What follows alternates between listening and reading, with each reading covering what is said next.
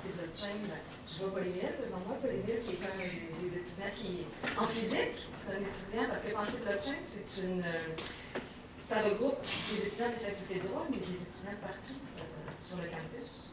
Et comme c'est un domaine qui commande des compétences scientifiques, donc Paul-Émile nous aide beaucoup. Donc, il contribue beaucoup. Je voulais le souligner. Voilà. Écoutez, merci beaucoup. Merci Véronique. Merci Ivana d'avoir orchestré l'événement. Donc, la chaîne de bloc, une bouffée d'air pour la culture. Ben, c'est vrai que la culture, elle a été, puis de façon générale, la propriété intellectuelle, les créations de l'intelligence ont été malmenées depuis l'avènement du numérique. On y reviendra un peu tout à l'heure. Je pense, en tout cas j'espère à tout le moins, que les registres distribués, la chaîne de blocs fait partie, la blockchain fait partie des registres distribués, pourront contribuer là, à des intermédiaires, puis on y reviendra tout à l'heure, et non pas réintermédier, et que ce soit positif pour la culture de façon générale.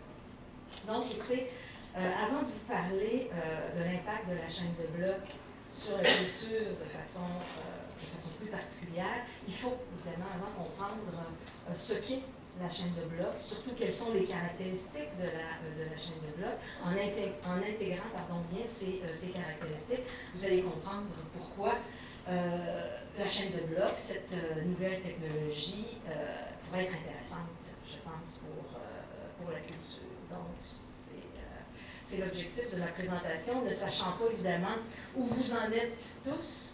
Donc, je m'excuse pour ceux qui ont une bonne maîtrise de la question. On va revenir sur la base de cette technologie. Donc, rapidement, en introduction, la chaîne de blocs, c'est une nouvelle étape dans l'évolution technologique. C'est associé au Web 3.0. Donc, un web décentralisé. Donc, lorsqu'on parle de la chaîne de blocs, on parle de la disparition des intermédiaires. Donc, de pouvoir faire affaire, on verra tout à l'heure les usages possibles. Donc, alors qu'en 80, lorsqu'Internet est arrivé, c'était la dématérialisation des transactions. Donc, comment faire des affaires sans support papier, c'est un peu ça finalement au début des années 80. Eh bien, aujourd'hui, c'est comment faire des affaires de façon décentralisée, puisque, comme on le sait tous, le web est actuellement conçu avec des intermédiaires. Prenons l'exemple, évidemment, des GAFA, les gros joueurs de l'Internet. Pour prendre ceux qu'on connaît le plus, donc lorsqu'on parle des intermédiaires, il y en a toutes sortes, mais il y a entre autres ces intermédiaires qui ont un poids énorme et qui abusent donc de ce poids énorme qu'ils ont dans la société. Lorsque je parle d'abus, je pense entre autres aux abus de position dominante, parce qu'on sait qu'ils ont été condamnés un peu partout sur la planète, en Europe, aux États-Unis. Donc, au Canada, c'est le même phénomène. C'est un phénomène, évidemment, qui est mondial. L'origine de la chaîne de blocs, c'est un phénomène qui est récent, donc 2008, qui tire son origine du Bitcoin. Donc, la chaîne de blocs, c'est la technologie qui est derrière le Bitcoin, qui est née d'un livre blanc, d'un pseudonyme, Satoshi Nakamoto. Donc, on ne sait pas qui se cache derrière Satoshi Nakamoto. Mais c'est intéressant, tout vient de là. C'est la première fois où on a, et dans ce livre-là, on traite particulièrement du Bitcoin, qui est la première monnaie décentralisée. Aujourd'hui, il y en a plus de 2000. Il y en a des nouvelles, évidemment, qui apparaissent à chaque jour des crypto-monnaies. Mais ce qu'on doit retenir, évidemment, c'est que c'est 2008, donc on est en 2020, donc on voit que c'est très récent. Donc, la chaîne de blocs est apparue comme partie intégrante de cette première crypto-monnaie. Donc, la chaîne de blocs découle vraiment du Bitcoin. Et ce qui a amené, évidemment, les scientifiques à s'intéresser à cette technologie, c'est la sécurité. Donc, vous allez voir, on va traiter des caractéristiques dans quelques instants, mais un élément qui ressort énormément comparé à ce qui existe aujourd'hui, eh bien, c'est la sécurité qui est associée à cette technologie qui a conduit à l'émancipation du Bitcoin. Donc, entre autres, parce que c'est une technologie qui est fondée sur la cryptographie. Voilà. Donc, aujourd'hui, lorsqu'on parle de la chaîne de blocs, on en parle comme la machine de la confiance, la machine à créer de la confiance. Et on sait que lorsqu'on fait des affaires, par exemple, eh bien, la confiance, c'est un élément qui est extrêmement important. Donc, je vous parlais il y a quelques instants de Bitcoin, qui est la première chaîne de blocs publique. Par la suite, on a vu apparaître une autre chaîne de blocs publique, Ethereum, qui a été créée par un Canadien, Vitalik Buterin. Et l'intérêt de cette deuxième chaîne de blocs publique, c'est qu'elle permet de faire des contrats intelligents, donc des smart contracts. On verra tout à l'heure qu'est-ce qu'un contrat intelligent, qu'est-ce qui distingue le contrat intelligent du contrat. Par exemple, on est des juristes pour la plupart, donc du contrat, par exemple, au sens du Code civil. Enfin, Bitcoin, Ethereum, et maintenant il existe, par exemple, beaucoup de chaînes de blocs privées. On verra la différence aussi dans quelques instants. Mais ce que vous devez retenir, c'est que même si ça a démarré, cette technologie, avec les crypto-monnaies, eh bien aujourd'hui, on voit des applications de la chaîne de blocs dans la plupart des secteurs de l'économie. Donc, monnaie, applications financière, économique de façon large, la propriété intellectuelle, on y arrive, et administration, santé, art, énergie. Donc, c'est une technologie, puis lorsqu'on regarde évidemment ce qui se fait ailleurs, ce qui se fait aux États-Unis, ce qui se fait en Europe, en Chine, eh bien, on constate que c'est une technologie qui a et qui aura des impacts dans la plupart des secteurs de l'économie, et c'est ce qui est intéressant. Donc, même si on en parle, je dirais très peu encore aujourd'hui au Québec et au Canada, donc Véronique parlait tout à l'heure qu'on accuse un retard, il y a un potentiel, évidemment, pour notre pays qui est extrêmement intéressant, dont entre autres dans le milieu culturel. Donc, voilà pour peut-être placer les pions, la petite introduction dans le domaine de la chaîne de blocs. Donc, ce que je vous propose comme plan pour ma présentation, donc dans un premier temps, donc comprendre les aspects techniques de la chaîne de blocs, donc quelles sont ces caractéristiques qui font que cette technologie pourrait être intéressante pour le secteur culturel, et on verra par la suite ce qui apparaît comme des opportunités pour ce qui vous intéresse, je dirais, particulièrement.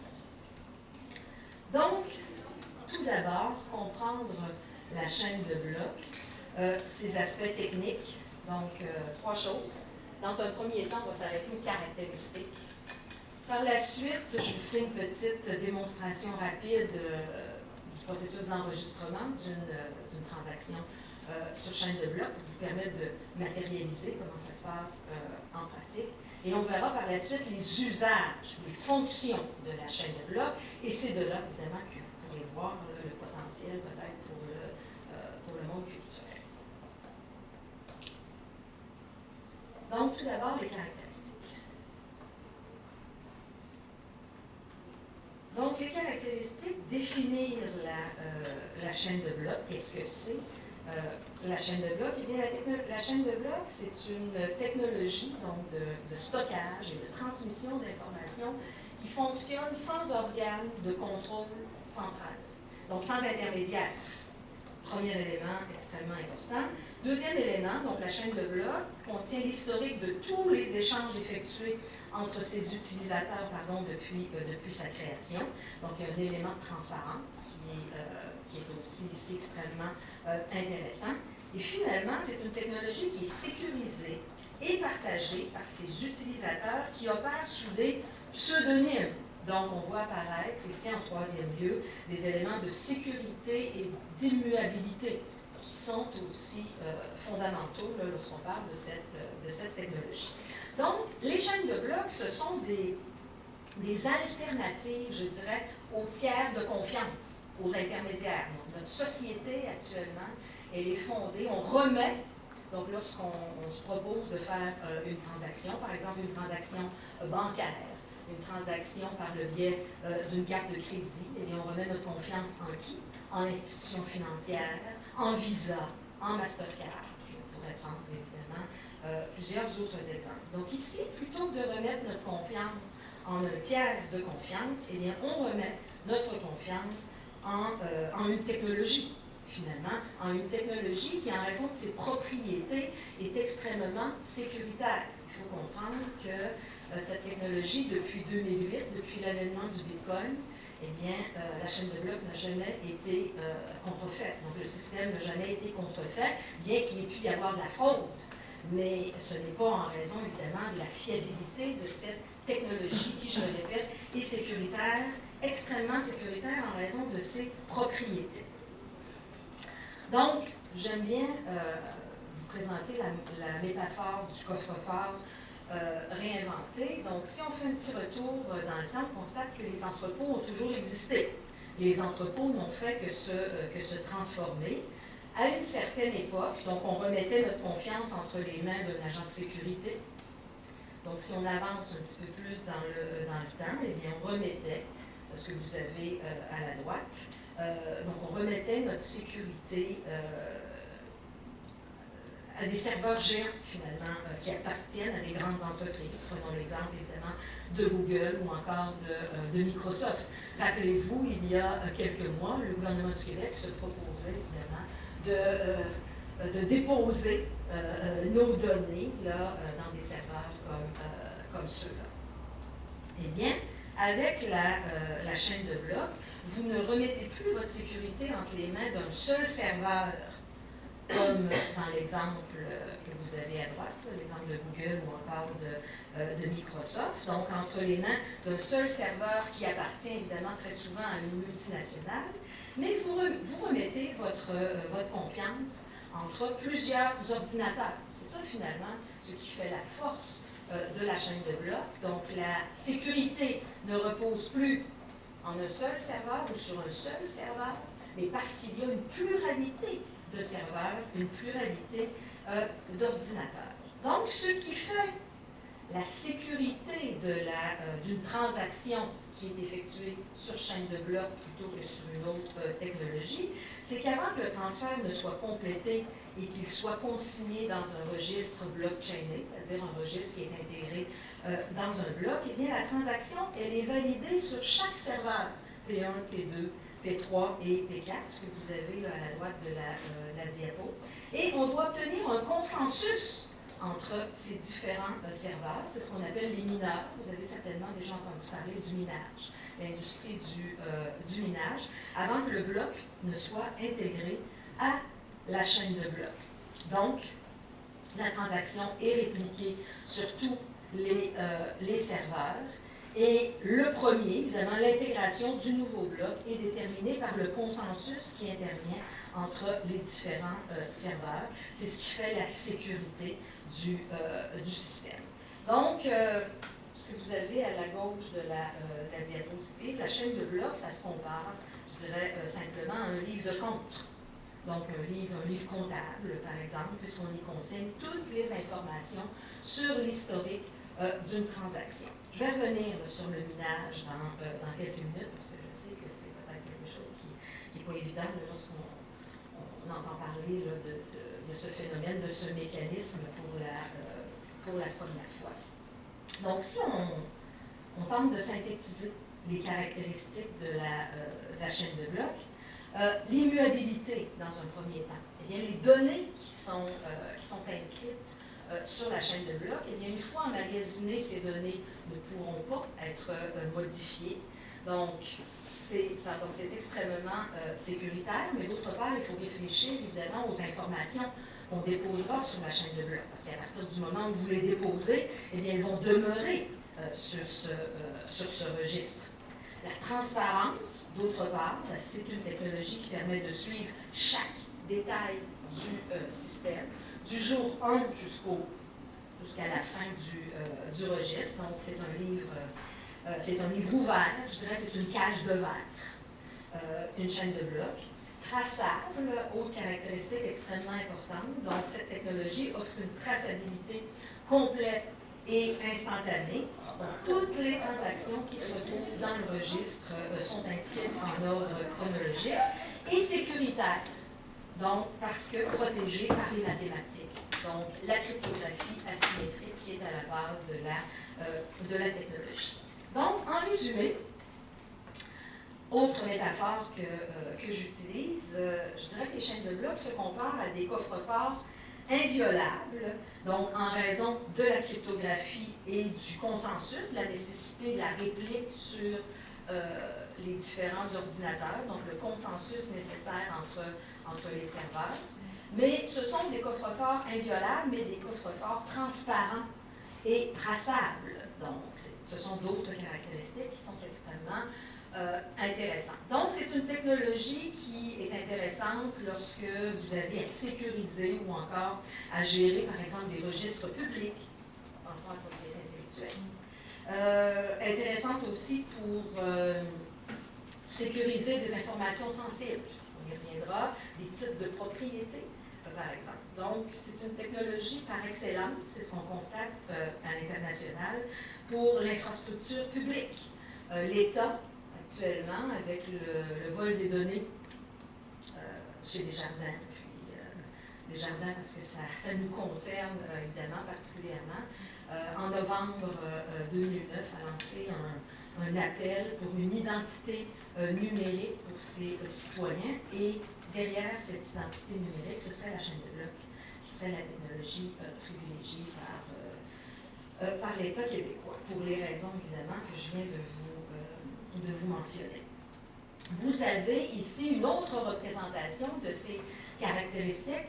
Cette représentation, vous la retrouvez sur le site de Pensée Blockchain, si ça vous intéresse. Pour moi, c'est une étudiante qui l'a fait.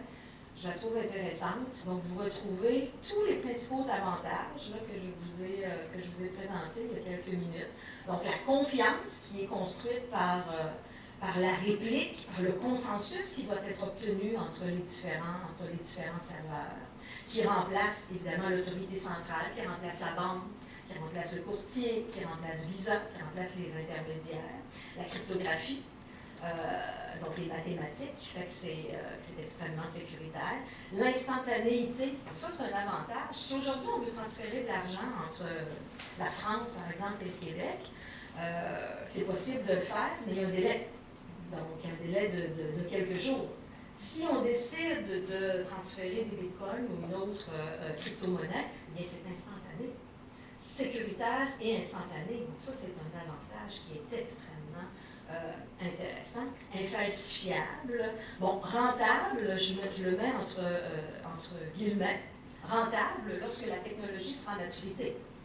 Évidemment, ce n'est pas encore rentable aujourd'hui parce que c'est une technologie qui est en construction, qui est en émergence, mais on peut penser que lorsque cette technologie sera à maturité, en raison de la disparition des intermédiaires, si on réussit, évidemment, le défi de faire disparaître, entre autres, à tout le moins les institutions financières, mais c'est tout un défi. Donc, reprenons l'exemple des institutions financières. Elles savent, évidemment, le risque. C'est la raison pour laquelle elles travaillent, elles font beaucoup de recherche et de développement dans le domaine. Donc, elles veulent offrir à leurs clients des solutions alternatives fondées sur la chaîne de blocs, mais en demeurant là. Donc, c'est moins intéressant, évidemment. Et transparent, donc on en a parlé. Donc, c'est une autre façon, évidemment, de vous présenter les avantages de la technologie. Donc, déjà, avec ces caractéristiques, vous pouvez déjà avoir une petite idée de l'intérêt pour la propriété intellectuelle ou encore pour la culture. On y reviendra là, dans quelques instants sur l'application qu'on peut en faire là, pour ce qui vous intéresse particulièrement. Donc, j'aimerais que peut-être on prenne quelques minutes pour suivre l'itinéraire d'une transaction. Ça va peut-être vous permettre de concrétiser ces caractéristiques qui sont peut-être un peu théoriques là, lorsqu'on les voit pour la première fois. Donc, Prenons une transaction très simple, une transaction de Bitcoin. Je suis un peu mal à l'aise, Paul-Émile, tu l'aurais probablement fait beaucoup mieux que moi, mais bon, tu vas devoir m'excuser. Donc, avec mes limites. Donc, voilà comment je vais vous présenter. Est-ce que quelqu'un, outre Paul-Émile, est-ce que quelqu'un a une idée de la valeur d'un Bitcoin, par exemple, aujourd'hui? Est-ce que vous savez comment... ou à peu près? Non? Donc, un Bitcoin, aujourd'hui, c'est presque 12 000 $. Et on est allé, au cours des derniers mois, jusqu'à 20 000 $. Donc, j'ai vérifié juste avant de venir, 11 988 et 70. Et je consultais les médias financiers au cours des dernières semaines, et on disait que c'était le meilleur placement, le Bitcoin, des 10 dernières années. Malgré la fluctuation, parce qu'évidemment, c'est une monnaie là, qui est parallèle à notre système financier, avec tous les risques, n'empêche que ça demeure quand même le meilleur placement des 10 dernières années. Enfin, je ferme ma parenthèse. Donc, rapidement, juste pour vous donner une idée là, du fonctionnement. Donc, imaginons, première étape, que A souhaite transférer 100 bitcoins, par exemple, à Z. Eh bien, A va sur le réseau. Je n'entre pas dans les portefeuilles parce que ça prend un portefeuille. Là, je tente un wallet de synthétiser les choses vraiment à un niveau élémentaire.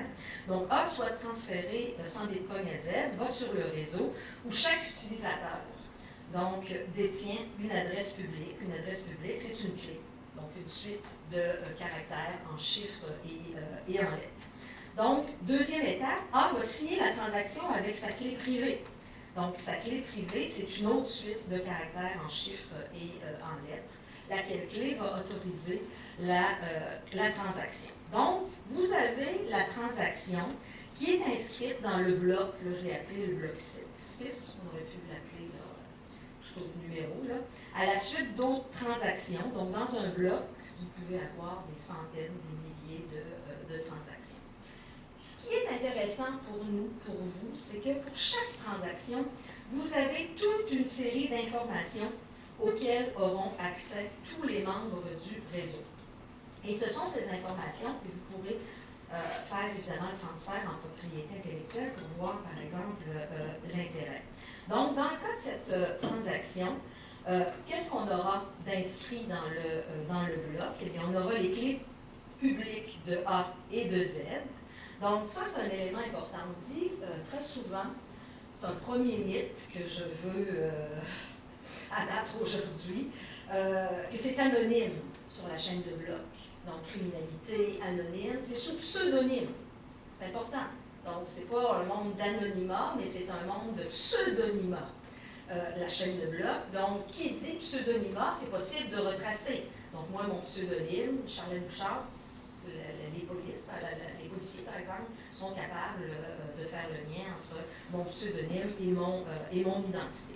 Donc, on retrouve les clés publiques de A et de Z, le nombre de bitcoins qui est transféré, l'euro d'otage, donc ça, c'est un élément qui est important, et le hash. Donc, le hash de chaque bloc, qu'est-ce que c'est? C'est en réalité un résumé cryptographique du bloc précédent. C'est ce qui fait évidemment la sécurité de cette technologie. Donc, le hash, c'est l'empreinte numérique du bloc. Je vais juste apporter le télécommande. Voilà, donc j'ai pris ici la définition de l'Office québécois de la langue française. Donc, le hash, qu'est-ce que c'est? C'est une séquence de caractères alphanumériques, toujours de même largeur, qui va représenter le contenu d'un message et dont la valeur numérique est produite par un algorithme de hachage et qu'on utilise évidemment pour pouvoir créer une signature numérique. Donc, ça fonctionne de cette façon, la chaîne de blocs, et les blocs sont reliés les uns aux autres et comportent le hash du bloc précédent, ce qui assure évidemment la sécurité. Donc, si on avait un pirate informatique qui voulait contrefaire un bloc, eh bien, dans la mesure où les blocs sont liés les uns aux autres et que les blocs, évidemment, sont répliqués, eh bien, on s'en rendrait compte rapidement. Donc, c'est ce qui fait, c'est un élément là, qui fait la sécurité de cette technologie. Donc, je reviens à ma troisième étape. La troisième étape, elle est vraiment importante et elle est particulière de cette technologie. Donc, les membres du réseau, c'est ce qu'on appelle le minage. On en a parlé un peu tout à l'heure. Donc, les membres du réseau qui le désirent vont entrer en compétition pour valider le bloc de la blockchain Bitcoin. Pour les fins de mon exemple, ce sont eux qu'on appelle les mineurs. Donc, les mineurs, avec l'avènement de cette nouvelle technologie, on a vu émerger, évidemment, une toute nouvelle activité économique. Le minage. Donc, vous avez aujourd'hui des entreprises qui se spécialisent dans le minage de crypto-monnaies. Donc, par exemple, le minage de Bitcoin. Et il y en a beaucoup ici en Amérique du Nord, parce que c'est une technologie qui est énergivore. Et les pays froids, évidemment, ont des forces. Donc, il y a plusieurs fermes de minage qui se sont développées au cours des dernières années au Québec. Donc, le minage, eh bien, c'est le mineur qui aura l'avantage, évidemment, d'effectuer en premier la validation, qui va se voir octroyer 12,5 nouveaux bitcoins. Je vous ai mentionné tout à l'heure qu'un bitcoin, c'est 12 000 $ aujourd'hui. Donc, vous pouvez imaginer comment ça peut être intéressant et comment ça peut être une activité économique florissante. Eh bien, ces 12 nouveaux bitcoins vont être générés donc, par le système. Je vous ai mis, je vais avancer, vous m'excusez, je n'ai pas de télécommande. Donc, de façon très synthétique, qu'est-ce que c'est le minage, pardon? C'est l'un des processus de validation de la chaîne de blocs, mais il en existe d'autres. C'est celui qui est le plus énergivore, mais aussi le plus sécuritaire. Donc, lorsqu'on nous dit que les chaînes de blocs sont toutes énergivores, c'est faux. Donc, ce sont seulement les chaînes de blocs qui, dont le consensus et la preuve de travail sont extrêmement énergivores. Mais je le répète, c'est une technologie évidemment qui est en émergence. Il y a beaucoup de recherches scientifiques qui se fait à ce niveau-là et on peut penser que dans les prochaines années, c'est une technologie qui sera moins énergivore, là, même au niveau de la preuve de travail. Donc, ce sont des logiciels qui sont installés sur les serveurs des mineurs et qui permettent de résoudre des problèmes mathématiques en récompense. Donc, le premier mineur qui résout le problème mathématique va recevoir la récompense. Plus il y a de mineurs, évidemment, plus il y a de sécurité. Deux, trois autres petites choses peut-être intéressantes concernant le minage. Contrairement aux monnaies traditionnelles, eh bien, l'émission de Bitcoin, souvent on pose la question, est déterminée par le protocole informatique. Donc, le Bitcoin, il y a un maximum. Donc, il n'y aura jamais plus en circulation que 21 millions de bitcoins. On devrait atteindre ce montant en 2000.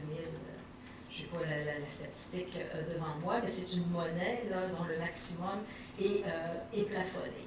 Et la vitesse à laquelle ils sont générés, les nouveaux bitcoins, ben, c'est environ 12,5 bitcoins tous les 10 minutes en moyenne. Donc, ça, on l'a vu tout à l'heure. Je m'excuse.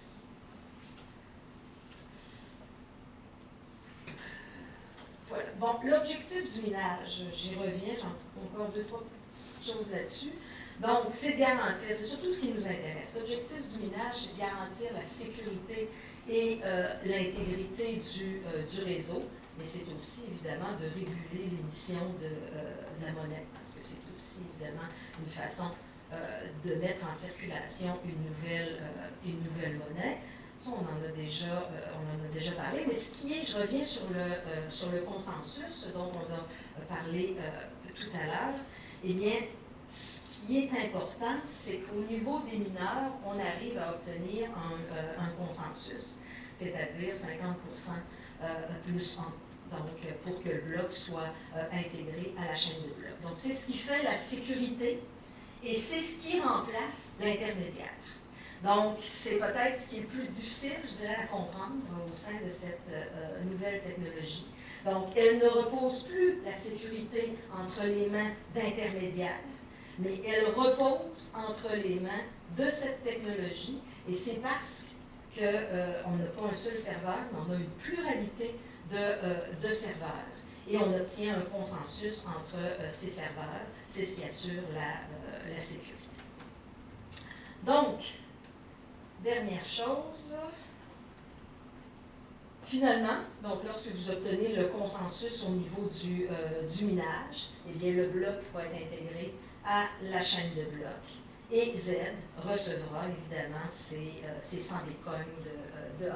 Évidemment, tout ça, ça va se faire très rapidement à l'intérieur d'une période de 10 minutes. Mais ce qui est intéressant, c'est ce que vous avez dans l'encadré à la droite, c'est que l'historique de la transaction, évidemment, soit conservé dans un registre sécuritaire, parce qu'il est crypté, sous pseudonyme et non pas de façon anonyme, auquel tous les membres du réseau auront accès. Donc, n'importe qui peut devenir mineur. Si on prend l'exemple de la chaîne de blocs Bitcoin, donc vous avez des personnes, des entreprises qui possèdent des copies de cette chaîne de blocs un peu partout, finalement, à travers le monde, et c'est ce qui fait, je le répète, la sécurité de la technologie.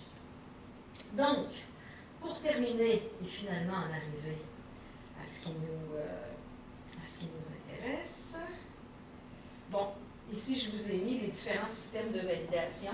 Donc, le premier, c'est celui qu'on vient de voir, celui du Bitcoin, la preuve de travail, mais il en existe d'autres qui sont moins énergivores, moins sécuritaires, d'autre part. Donc, j'insiste pas là-dessus.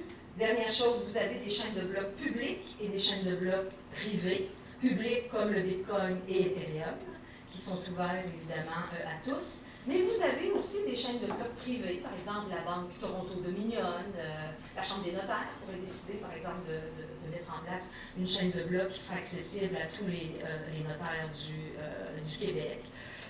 Copidec, prenons l'exemple, entrons dans la culture, Copidec s'est lancé dans le domaine de la chaîne de blocs et a créé une chaîne de blocs privée dont l'accès et l'utilisation est limitée à certains acteurs pour la gestion des droits d'auteur. Qu'est-ce qu'on peut faire maintenant? On y arrive lentement. Donc, qu'est-ce qu'on peut faire maintenant avec la technologie de la chaîne de blocs? Eh bien, on peut faire trois choses. Donc, vous avez là les trois catégories d'usage ou de fonctions possibles de la chaîne de blocs. Vous vous souvenez, tout a démarré avec les crypto-monnaies. Eh bien, donc la première catégorie, on peut utiliser la chaîne de blocs pour transférer des actifs de façon générale, monétaire, des titres. On peut penser au domaine de l'entreprise. On peut très bien imaginer des sociétés par action où les votes, le transfert de vote entre les actionnaires, par exemple, puissent s'effectuer par chaîne de blocs. Les actions, les obligations. Donc, de façon générale, la chaîne de blocs permet, je dirais, de remplacer, de soutenir et d'optimiser tous les systèmes de paiement et de financement actuels. Conservation de données. Donc, deuxième catégorie. Donc, c'est une technologie qui est utilisée pour conserver des données, en raison, évidemment, de la sécurité, des caractéristiques de la traçabilité de la technologie. Donc, on peut penser aux fonctions cadastrales. Je vous ai mis des exemples ici. On pourrait penser qu'éventuellement, au Québec, nos registres des brevets, nos registres fonciers, des droits personnels et réels mobiliers, le registre de l'entreprise, pourraient être remplacés, parce que c'est ce qu'on voit en Europe, aux États-Unis, en Chine, par des registres avec tous les avantages sur chaîne de blocs. Je vous ai fait ici, sur les diapos 37 et 38, un petit topo des principaux registres qu'on peut retrouver là, actuellement sur la planète en raison des propriétés de la chaîne de blocs. Donc, des registres de données en raison des avantages de la transparence et de l'intégrité. Donc, un exemple qui est extrêmement intéressant, l'Estonie, un tout petit pays, mais dont l'État, dont l'identité numérique, je dirais, de ses citoyens et sur chaîne de blocs. Donc, ça permet de protéger les données sensibles, donc les données gouvernementales, les données en matière de santé, les actes de l'état civil, les titres de propriété, les contrats commerciaux de façon générale, le cadastre. La Suède, qui est un pays qui nous semble, avec un niveau de développement semblable, a fait muter son registre foncier sur chaîne de blocs. Les registres d'entreprise, le domaine de l'entreprise, c'est ce qui m'a amené évidemment à m'y intéresser, est amené évidemment dans les prochaines années à utiliser cette technologie-là pour plusieurs de ses fonctions, tant au niveau de l'actionnariat que de l'administration. On le voit actuellement au Delaware, en France, le Nasdaq. Donc, il y a plusieurs exemples un peu partout sur la planète. Et ça, c'est extrêmement intéressant, propriété intellectuelle. Donc, les registres de preuve de l'existence de données dont le contenu ne doit pas nécessairement être dévoilé. Donc, c'est ce qu'on utilise beaucoup pour les œuvres de l'esprit de façon générale. Vous pouvez aller voir Blockchain Your IP, donc, qui est un site là, où on offre ce genre de protection, mais il y en a beaucoup un peu partout à travers le monde. Donc, ce sont des registres extrêmement intéressants parce qu'ils vont permettre d'enregistrer des informations extrêmement sensibles, extrêmement importantes au niveau du titulaire des droits de propriété intellectuelle, des ayants droit, les mutations, les différents transferts. Donc, ce qu'on fait, c'est qu'on incorpore donc, une empreinte numérique, un hash, on l'a vu tout à l'heure, identifiant là, ces informations. Et ça permet évidemment de sécuriser le droit de propriété intellectuelle, pour prendre cet exemple-là. Et finalement, je vous ramène là, vous voyez, donc, on a vu le transfert d'actifs, la conservation des données, et dernière chose qu'on peut faire avec cette technologie, des contrats intelligents, les smart contracts. Donc, ce sont des programmes qui exécutent automatiquement les termes et les conditions d'un contrat. Donc, important, on devrait plutôt utiliser application intelligente plutôt que contrat intelligent parce que ce ne sont pas des contrats en tant que tels, donc ça intervient au niveau de l'exécution du contrat. J'avance, je m'excuse encore. Donc, ce n'est pas un contrat, ce n'est pas intelligent, et ça ne fait évidemment que ce que le programme va lui commander. Donc, c'est un protocole informatique, un smart contract, qui repose sur la technologie de la chaîne de blocs et qui s'appuie sur une logique formelle, donc le langage informatique. Voilà ce qui va arriver. Je vous en ai mis des exemples ici. Dans le domaine, par exemple, de l'assurance, je pense que ce sont des exemples qu'on retrouve aujourd'hui fréquemment. Donc, les passagers seront automatiquement indemnisés lorsque le vol est en retard, sans avoir besoin, évidemment, de remplir un formulaire, sans avoir besoin de poursuite, sans avoir besoin de mettre en demeure. Donc, on voit évidemment comment ça assure un meilleur accès à la justice, de façon générale, aux citoyens. Autre exemple, un contrat entre un assureur et un agriculteur, donc qui prévoit un paiement automatique effectué après 30 jours sans précipitation. Donc là encore, dans le domaine de la location de voitures, on peut penser dans le domaine du droit d'auteur. Par exemple, il y en a évidemment plusieurs exemples. Ujo Music. Ujo Music permet évidemment aux artistes de placer leur titre sur chaîne de blocs, de définir quelle part chaque morceau doit revenir à telle personne et de récolter instantanément, en raison des caractéristiques de la technologie, les droits d'auteur, sans avoir besoin de recourir à des sociétés de gestion collective. Évidemment, il faudra renégocier les contrats avec les sociétés de gestion collective. Ça, je le comprends bien, mais on peut penser que c'est une alternative, évidemment, extrêmement intéressante pour l'avenir. J'y reviendrai là, sur Ujo Music tout à l'heure, parce que c'est une des premières initiatives et c'est intéressant là, de voir comment on a façonné ce smart contract. Provenance, par exemple, dans le domaine alimentaire, On voit beaucoup de chaînes de blocs apparaître parce que ça permet évidemment d'assurer la traçabilité des produits. Dans le domaine de l'énergie, donc ça permet d'acheter et de vendre des crédits d'énergie à son voisin. Il y a une chaîne de blocs, un projet pilote aux États-Unis qui est extrêmement intéressant. Donc on a mis des panneaux solaires sur environ entre 250 et 300 résidences. Donc, panneaux solaires sur chacun de ces édifices. Et il y a des compteurs intelligents, donc sur chaque résidence et sur chaque entreprise. Donc, ils s'autosuffisent dans un premier temps. Chaque consommateur, chaque entreprise s'autosuffit en matière d'électricité. Et les surplus sont revendus en raison des contrats intelligents et de la chaîne de blocs aux autres consommateurs du réseau. Donc, pour l'avenir, lorsqu'on parle des énergies vertes, c'est un secteur qui est extrêmement intéressant. Donc, son objectif, je poursuis sur le contrat intelligent, c'est d'exécuter automatiquement certaines tâches. Il faut, évidemment, on a besoin d'un contrat à la base. Et vous comprendrez, puisque vous êtes pour la plupart des juristes, que ce ne sont pas toutes les clauses d'un contrat qui peuvent faire l'objet de smart contract. Donc moi, je suis pour des modèles hybrides. Donc certaines clauses ne sont pas automatisables, mais d'autres clauses, il pourrait y avoir évidemment des avantages extrêmement intéressants en termes de coûts, en termes d'efficience, en termes de façon générale de meilleur accès à la justice pour le citoyen. Donc je vous ai mis rapidement les avantages de ces applications pour le citoyen. Donc, il y a beaucoup d'avantages pour le consommateur de ces applications intelligentes. Ça pourrait faire l'objet, on pourra en parler juste ça de façon très longtemps.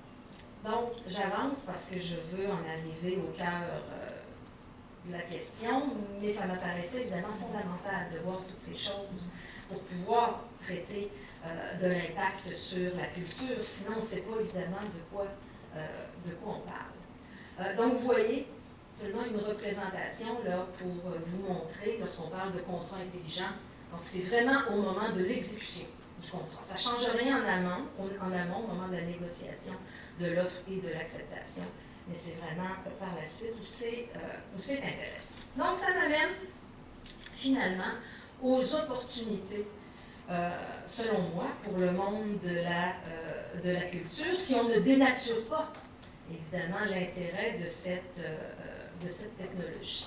Donc, les opportunités pour le monde de la culture, eh bien, on en a parlé en introduction. Dans le domaine de la culture, dans le domaine de la musique, dans le domaine de la presse, par exemple, les innovations technologiques, regardons les 20 dernières années, s'avéraient, à mon sens, très prometteuse, garante évidemment de meilleur avenir pour les artistes, mais on constate malheureusement que ce n'est pas ce qui s'est produit. Au contraire, je pense que ça a été tragique pour les artistes. Donc, 2 décennies plus tard, j'ai une citation d'un journaliste qui m'apparaît extrêmement le reflet de la réalité. Donc, nous ne sommes pas entrés, j'ouvre les guillemets, nous ne sommes pas entrés dans une ère de civilisation des contenus, mais bien dans une jungle de monopole, sans égard pour les créateurs et les fournisseurs de contenus en circulation sur le web. Donc, ça a été évidemment dramatique, et on le sait tous parce qu'on suit l'actualité. Vous êtes des experts, évidemment, du domaine culturel. Donc, qu'y a-t-il de commun entre un musicien, entre un photographe et entre un journaliste? Eh bien, tous les 3 créent un contenu original. Donc, un morceau de musique, une photo, un article, vont le céder à un grand groupe. Donc, je pense aux majeurs du disque ou encore des médias, aux agences, les intermédiaires qui existent. Et ils sont de moins en moins bien payés pour leurs œuvres. Et le grand groupe en question, c'est ce qu'on constate aujourd'hui, arrive de plus en plus difficilement donc à vendre à des clients qui ne veulent absolument pas payer pour ce genre de produit, convaincus qu'ils peuvent le trouver gratuitement. Donc, je demande toujours, évidemment, à mes étudiants, parmi vous, combien paient, évidemment, aujourd'hui, réellement, sont abonnés pour la musique, pour les films, enfin, et poser la question, c'est évidemment y répondre. Donc, le paradoxe, il est incroyable, alors qu'Internet a démultiplié, je dirais, comme jamais, l'audience potentielle des artistes, des journalistes, puis parlons des artistes de façon générale. On n'a jamais pu imaginer une crise, évidemment, comme celle qui est vécue depuis les 20 dernières années par l'industrie culturelle. On a tenté, évidemment, dans le secteur de refaire nos modèles d'affaires. Je prends l'exemple, évidemment, du streaming, mais évidemment, même en refaisant ces modèles d'affaires, ça demeure encore, évidemment, dramatique pour les artistes. J'ai pris l'exemple, évidemment, de Pierre Lapointe avec sa sortie lors du dernier gala de la disque. Ça m'apparaît que les chiffres, évidemment, sont extrêmement parlants. Et pourtant, il s'agit évidemment d'un des artistes, des plus grands artistes à succès du Québec. Donc, on peut imaginer à quel point ça peut être dramatique pour les autres. Là, c'est l'exemple de la musique. On a vécu dernièrement l'exemple de la presse à Québec, particulièrement les retraités, par exemple, ont fait la manchette. Donc, c'est de façon générale, et lorsqu'on regarde en Europe, aux États-Unis, ce sont tous des phénomènes semblables qui se produisent. Lueur d'espoir, peut-être, je dis bien peut-être, si on ne défigure pas, dénature pas les caractéristiques de cette technologie, les forces de cette technologie que je vous ai présentées tout à l'heure. Donc, tout a commencé, toute la déconfiture, je dirais, a commencé avec la musique. Il y a une vingtaine d'années, eh bien, lueur d'espoir. On voit apparaître cette lueur d'espoir aujourd'hui encore dans le domaine de la musique. Donc, depuis 2014, des miettes que les artistes ont depuis une vingtaine d'années, peut-être pourront-ils récupérer une part de gâteau plus juste. Si on pense par exemple à la rémunération en raison de l'avènement de cette nouvelle technologie. Donc, tout a commencé en 2014, et j'ai trouvé ça intéressant en préparant la conférence. C'est un article qui a été publié par Wallach, qui est un chanteur pop diplômé d'Harvard, qui a publié un article qui a vraiment fait sensation. Le Bitcoin pour les rockstars. Donc, comment la crypto-monnaie peut révolutionner l'industrie de la musique. Je vous avouerai que je ne l'avais jamais lu avant ma préparation pour cette conférence et j'ai trouvé ça vraiment intéressant parce que on a récupéré par la suite de cet article du Harvard Journal. Donc, c'est ce qui a donné lieu là, aux différentes applications, dont entre autres Ujo, qui ont été développées depuis 2014. Donc, lui, ce qu'il nous dit essentiellement dans cet article, c'est que, il prend l'exemple, on est dans le domaine de la musique, il nous dit dans le domaine de la musique, ce qui est important, c'est qui a créé, qui est à la base de la création et qui en possède les droits. Et là, évidemment, il prend l'exemple de la blockchain Bitcoin et il tente de transposer cela au domaine de la musique. Il nous parle évidemment de blockchainer les droits d'auteur musicaux. Donc là, je vous lis deux phrases de son article. Chaque chanson, chaque ayant droit, donc auteur, compositeur, interprète, héritier, maison de disques, producteur, etc., et chaque personne voulant acquérir ou diffuser un titre serait identifié par une adresse publique, donc une clé, sous pseudonyme, comme ce que je vous ai mentionné tout à l'heure. Donc, la répartition instantanée des sommes à verser à chacun serait assurée par des smart contracts. Donc, se répondant les uns aux autres et garantissant à chaque partie son dû immédiat médias, tout en permettant à tous, en raison de la transparence, d'observer dans ce système l'activité économique réelle générée par la création. Donc, tout a démarré avec cet article américain en 2014. Donc, depuis 2014, dans le domaine de la musique, mais de façon générale par la suite dans le domaine de la culture, donc on voit émerger de nombreux exemples, de nombreuses applications. UJO, dont je vous ai parlé tout à l'heure, pour la gestion des droits d'auteur. Donc, ce qui est intéressant avec cette application, c'est que vous avez évidemment beaucoup moins d'intermédiaires.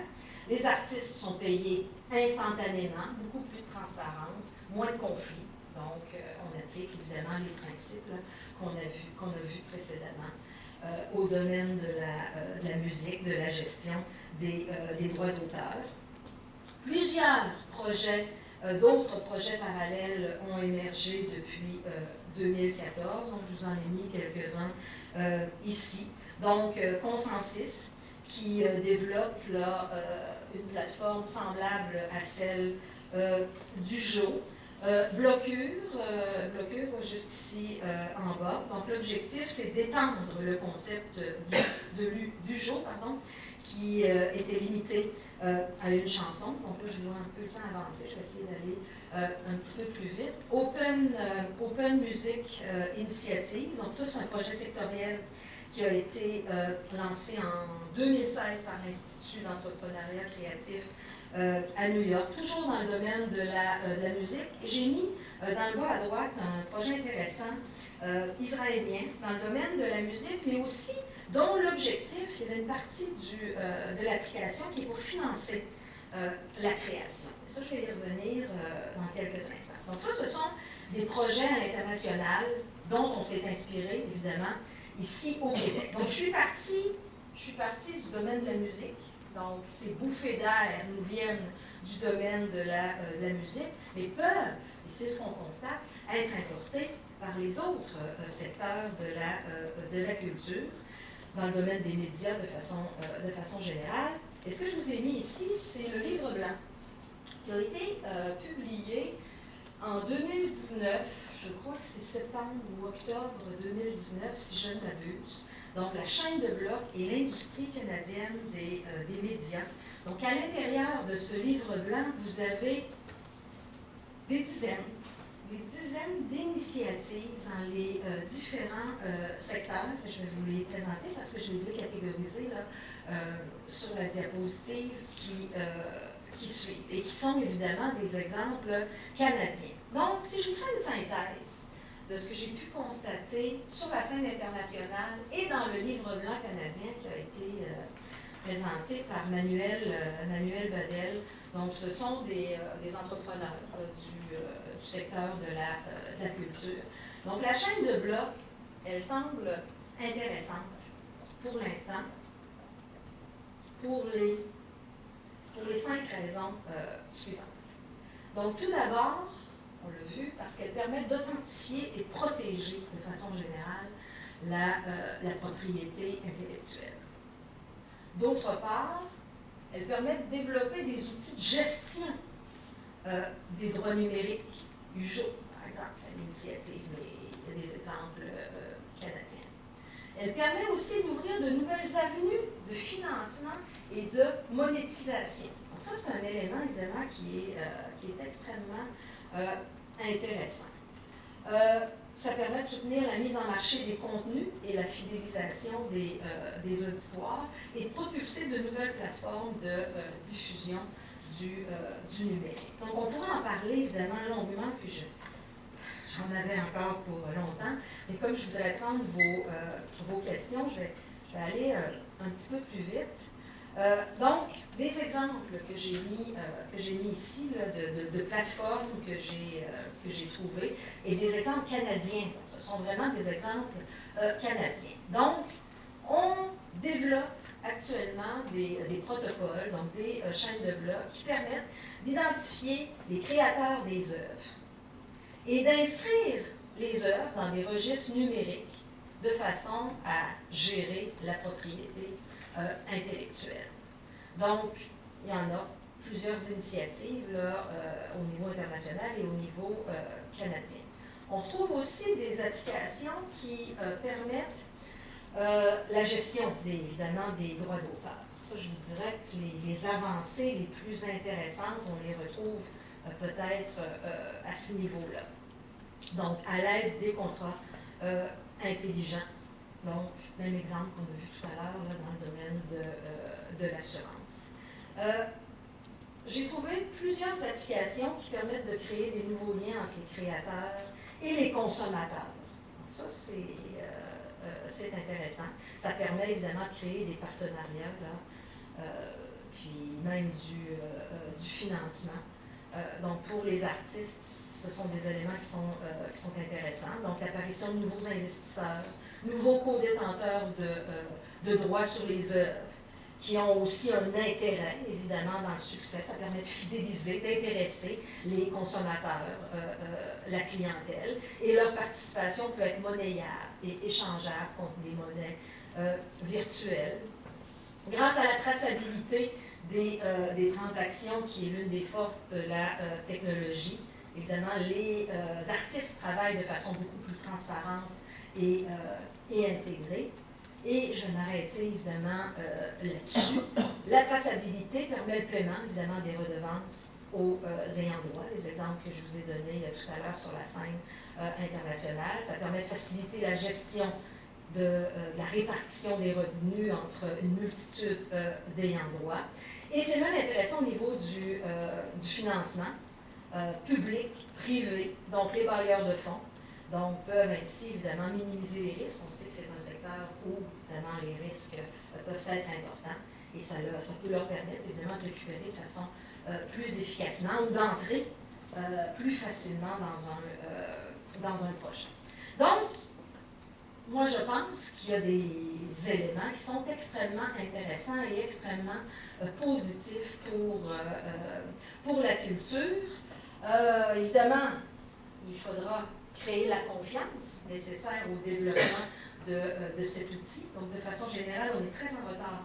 Donc, au Québec et au Canada dans le domaine de la chaîne de blocs. Mais ce qui est intéressant, je prends l'exemple de la musique, le droit d'auteur canadien est un domaine qui est très flexible, qui est très permissif. Donc, on n'a pas besoin de modifications législatives pour pouvoir intégrer de telles initiatives.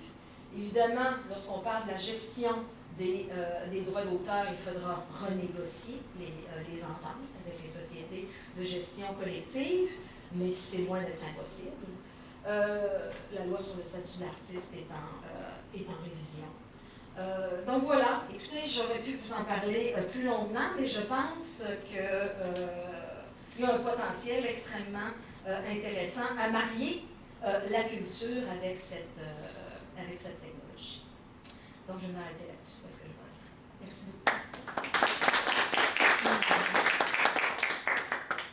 Merci beaucoup, Charlène.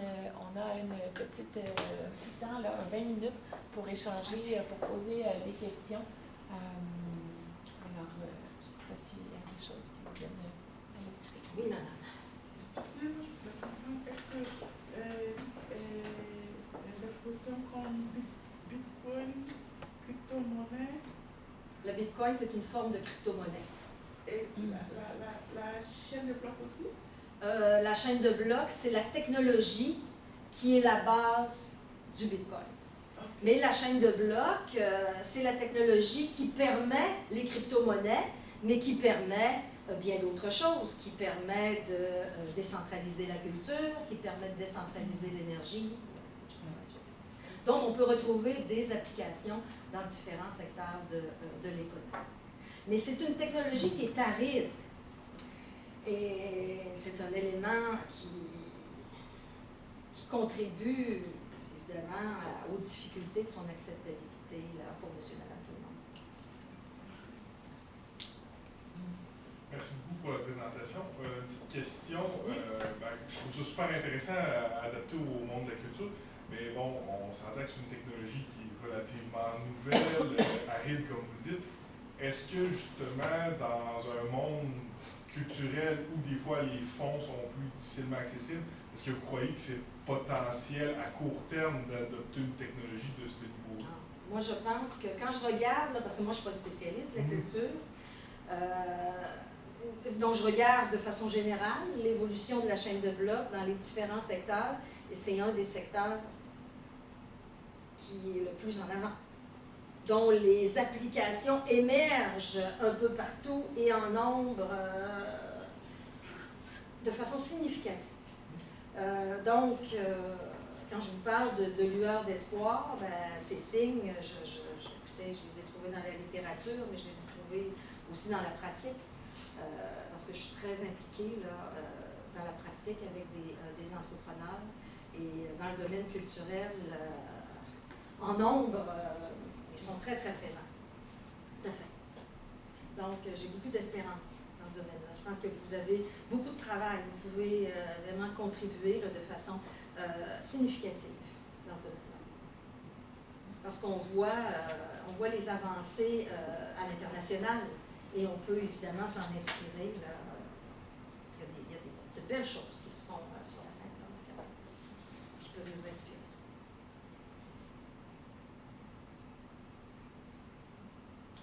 Oui. D'où vient l'initiative dans ces développements? La chaîne de blocs? Ouais. Voyez-vous, je ne l'ai pas mis dans ma présentation. Je me suis dit, ça va être trop long. La crise financière.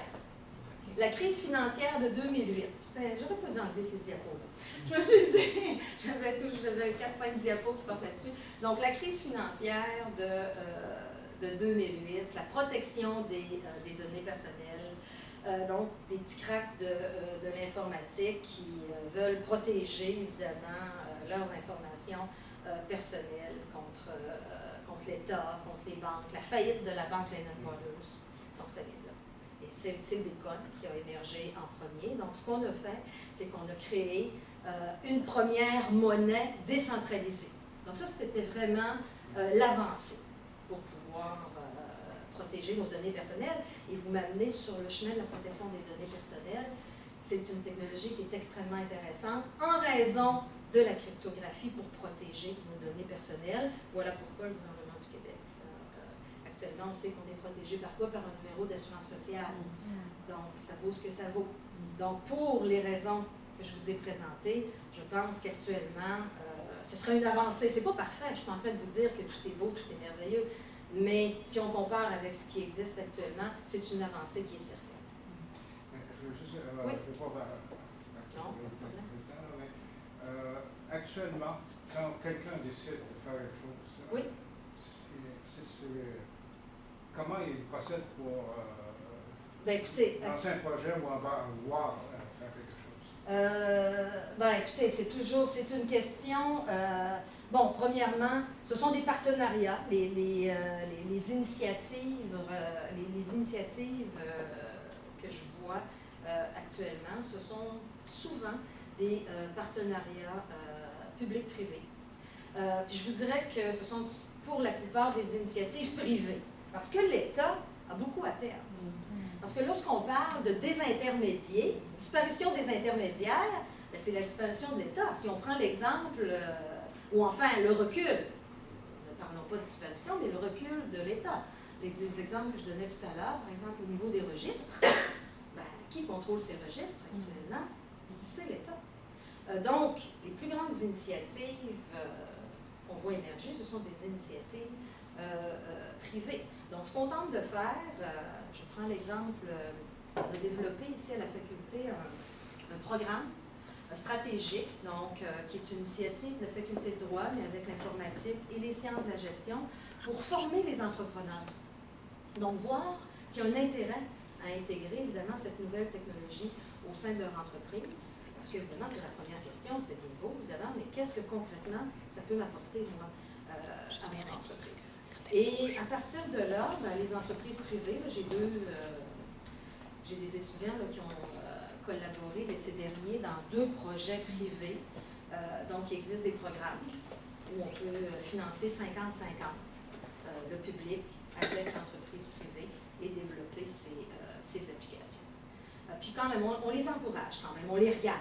Même si l'État ne s'implique pas, je dirais directement, on finance plusieurs de ces initiatives. Et dans le domaine universitaire, il existe des programmes qui permettent du financement 50-50 entre l'entreprise privée et l'université. Donc moi, ce sont les exemples auxquels j'ai contribué. Je sais que Clément, c'est une question, mais juste dans le prolongement, dans le secteur de la culture, d'où pourrait venir l'initiative si on dit que les plateformes n'ont pas vraiment avantage? Les grandes plateformes. Les grandes plateformes n'ont pas vraiment avantage. Ensuite, les sociétés de gestion des droits d'auteur, étant un intermédiaire, est-ce qu'ils ont aussi des avantages? Puis les artistes souvent sont ceux qui ont le moins de moyens pour pousser. D'où viendrait l'impulsion pour que cette technologie-là prenne sa place dans le secteur? C'est sûr qu'actuellement, et surtout ici, là, pour moi, quelque chose qui est fondamental, c'est de la faire connaître. Parce que c'est peu ou pas connu. La question que Madame a posée, c'est une question qu'on pose évidemment à tous les jours. Donc, les sociétés de gestion, mais prenons l'exemple de Copybec. C'est quand même intéressant parce que c'est une société évidemment qu'on connaît. C'est une initiative qui vient du conseil d'administration de la société. Et moi, j'ai une entreprise de Québec qui m'a contacté l'été dernier. Un de mes 2 projets là, vient d'une entreprise de l'édition du monde littéraire. On nous a demandé de leur préparer, ils avaient une centaine de modèles de contrats d'édition. Donc, de leur faire un contrat d'édition type et de tenter de voir si on pouvait automatiser. Il y avait une vingtaine de modèles de clauses de redevance. Parce que eux, à chaque année, la gestion des droits d'auteur, ça prend 6 mois au sein de la société. On peut imaginer, c'est une petite société, c'est une toute petite PME. Donc, c'est vrai qu'actuellement, tout est à faire. Je t'avouerai qu'actuellement, ce sont dans les universités, c'est vraiment un faisceau extrêmement important. Puis il faudrait trouver évidemment des façons de regrouper les auteurs, sensibiliser. Les auteurs, de façon générale, au sens large, là, ont beaucoup à gagner parce qu'ils ont beaucoup perdu au cours des 20 dernières années. Ça, c'est un élément qui est fondamental. Mais tout est à faire. Évidemment, tout est à faire. Au ministère de la Culture, c'est vrai qu'il voit venir. Il se pose des questions, il nous téléphone, on avance d'un pas puis on recule parce que l'État. Mais lorsque l'acceptabilité sociale, je pense que, vous savez, il n'y aura pas le choix. Je regarde en France, par exemple, prenons une société là, qui nous ressemble, c'est incroyable comment ça bouillonne dans tous les domaines. Les amants. Et l'État, il faut dire qu'en France, c'est particulier. L'État a décidé qu'il ferait partie des premiers. Je ne sais pas si... Enfin, eux, ils voulaient être les premiers dans la course. Et il y a des exemples dans le domaine culturel. Au cours des dernières semaines, j'ai regardé beaucoup les exemples européens et c'est incroyable. Incroyable. Tant dans le domaine public que dans le domaine privé. Donc, des livres blancs. Mais ici, c'est à faire. Vraiment à faire. Moi, je m'interroge en fait. Je comprends par rapport à la rémunération des auteurs et là-dessus, je comprends pleinement le système. Par contre, ce qui m'inquiète plutôt, et je m'inspire d'une rencontre qu'il y a eu entre le Conseil national du cinéma en France et la Société des auteurs et compositeurs dramatiques. En 2018, c'était réuni par rapport à la blockchain et ses applications dans le domaine de l'audiovisuel notamment, et du cinéma. Et l'une des préoccupations qu'ils avaient, c'était que le recours à la blockchain, c'était axé sur donc l'aspect contractuel